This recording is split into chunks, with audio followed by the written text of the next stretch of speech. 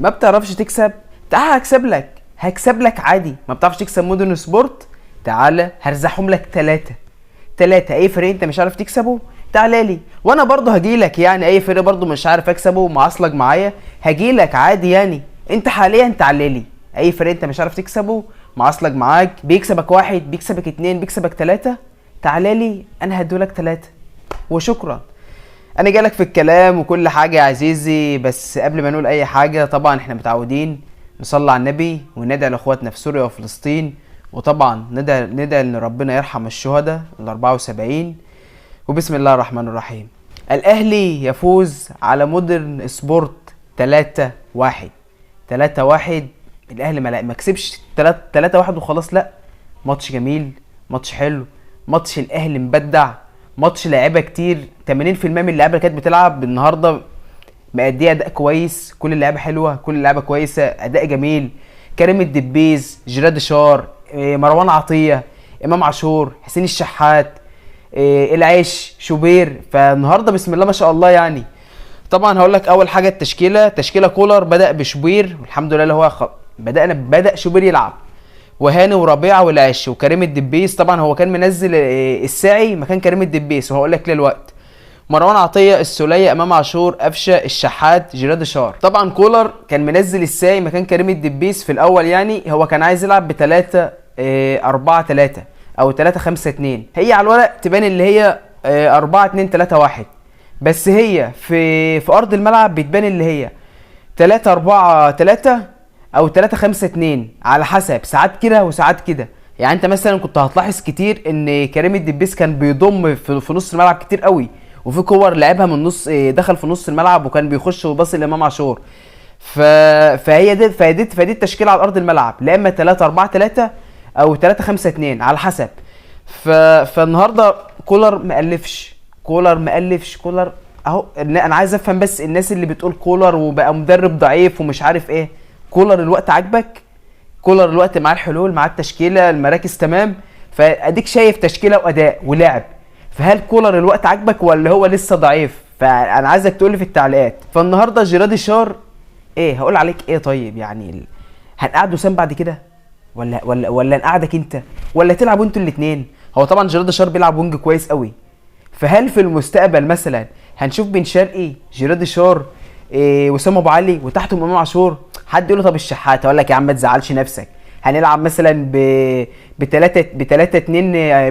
3-5-2 مثلا يعني، او 3-4-3، اي حاجه. اللي هو مثلا هتلعب حسين وهتلعب جيراد شار وهتلعب وسام وهتلعب بن شرقي وهتلعب امام. فاللي هو هتبقى مثلا في نص الملعب عندك مروان عطيه وامام، قدامهم حسين الشحات وبن شرقي، والاثنين المهاجمين جيراد شار ووسام. هتبقى تشكيله فجره، تشكيله تنزل تشيل اتخنها فريق سكور 5-6 بعد كده لو التشكيله دي مثلا لعبت مع بعض. فاللي هو يعني بسم الله ما شاء الله. ولسه تريزيجيه لما يجي، ولسه الله اعلم، مش يمكن سيزو يجي يعني على حسب كلام كولر اللي هو بيقول لك لسه الملك بتاع الشطرنج لسه ما جاش. فهل نشوف زيزو النجم احمد سيد زيزو في النادي الاهلي؟ الله اعلم.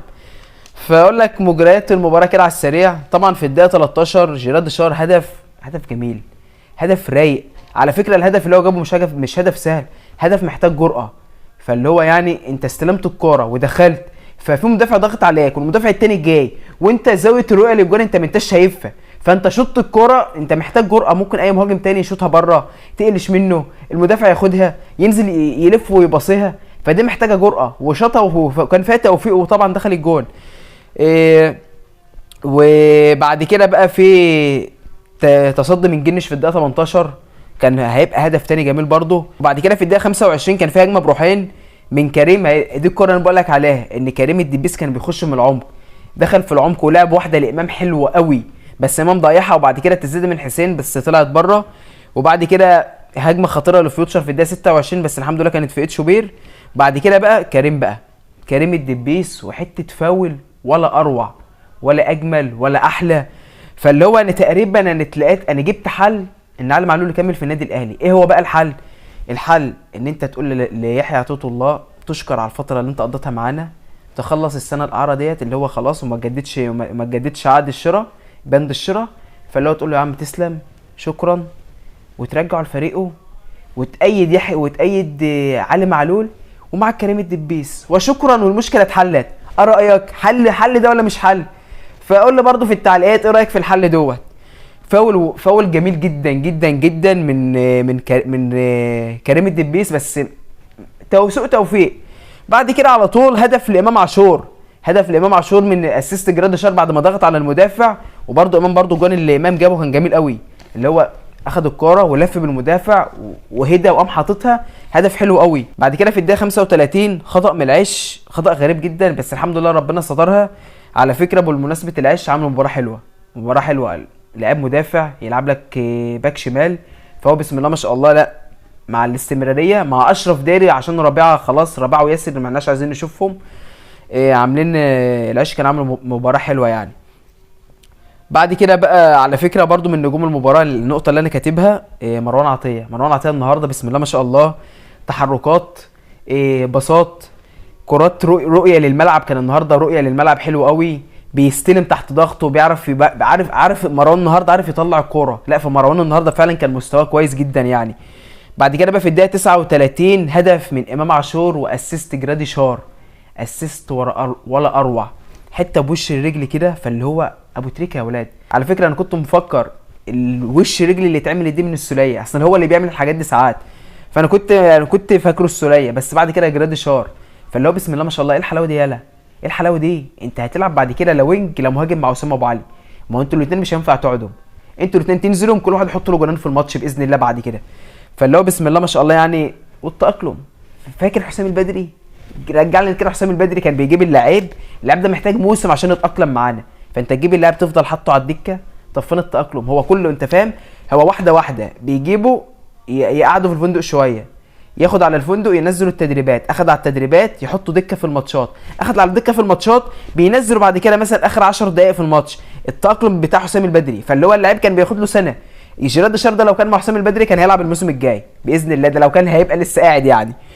فالشوط الاولاني يعتبر خلص على كده، وكاتب فعلا الشوط الاولاني النجم بتاعه جيراد شار وامام ومروان عطيه وكريم الدبيس، الاربعه دول فعلا اكتر اربعه في الماتش كانوا ظاهرين وكانوا عاملين شوط حلو قوي في الشوط الاول. بعد كده بقى بدا الشوط الثاني، فيوتشر نازله ضغط عالي من الاول، عايزه لو ان تجيب جون في اول الشوط الثاني عشان لو ممكن تجيب الثاني تجيب الثالث، فده ما حصلش. ده فيوتشر جابت جون في الدقيقه 75، فاللي هو يعني وامام كان نازل بدايه الشوط الثاني انا عايز اجيب هاتريك، يعني النقطه دي ما عجبتنيش في امام في بدايه الشوط الثاني، في كورتين امام لو كانت عامل فيهم احسن من كده كنا ممكن نجيب الرابع والخامس.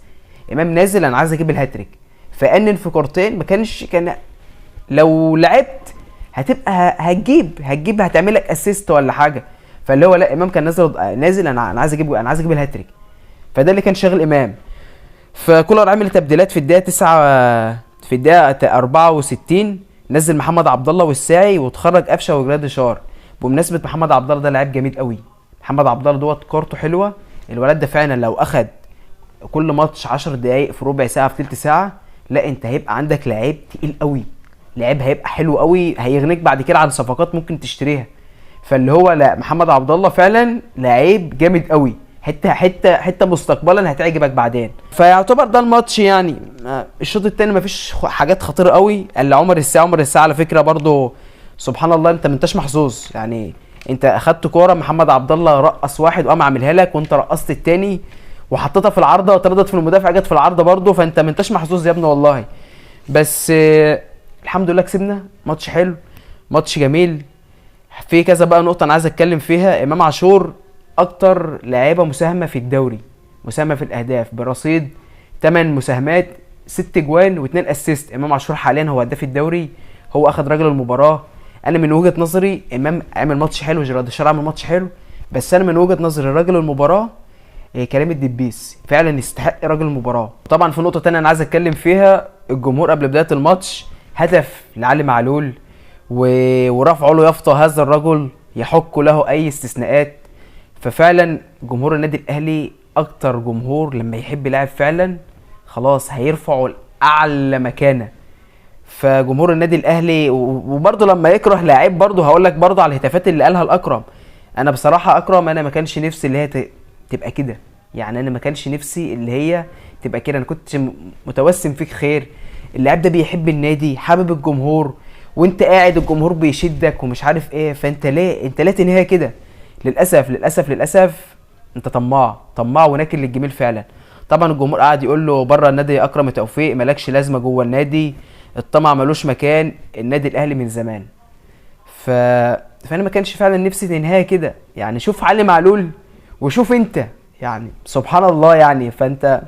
فللاسف انت فعلا، انا زعلان عليك والله، انا زعلان فعلا على اكرم توفيق. خلصنا كل ده، نيجي بقى للحته المشطشطه والحته الحراقه، وهو الكابتن بين قلبي، بين قلبنا كلنا الوقت، بين قلبهم بقى بين قلبنا الوقت.